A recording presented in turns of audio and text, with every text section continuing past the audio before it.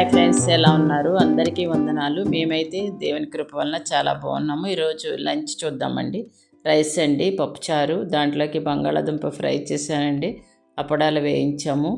మా మధ్యగారి కోడలు అయితే రొట్టెలోకి పాలక్ పన్నీర్ కర్రీ చేసిందండి, చాలా బాగా వచ్చింది. చూడండి, చిన్న మాట, దేవుని కొరకు కనిపెట్టుకొని ఎండుము, ఆయన మార్గమును అనుసరించుము, భూమిని స్వతంత్రించుకున్నట్లు ఆయన నిన్ను హెచ్చించును. మన జీవితంలో అనేక సందర్భాలలో ఆలస్యం అవ్వటం కానీ నిరీక్షణ పరీక్షలు వస్తాయి. కానీ ఈ వచనం దేవుని కొరకు కనిపెట్టు అని చెబుతుంది. కనిపెట్టు అంటే నిశ్చలంగా ఉండటం కాదు, అది విశ్వాసముతో, ఆశతో, ప్రార్థనతో నిలిచే జీవితం. దేవుని సమయమే ఉత్తమమని నమ్మి వెయిట్ చేయాలి.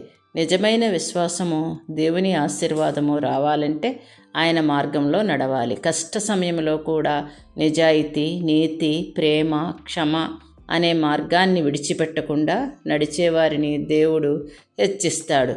మన శ్రమను, కన్నీళ్లను దేవుడు ఎప్పుడూ మర్చిపోడు. సరైన సమయంలో ఆయన మనలను గౌరవానికి, స్థిరత్వానికి, ఆశీర్వాదానికి చేర్చుతాడు.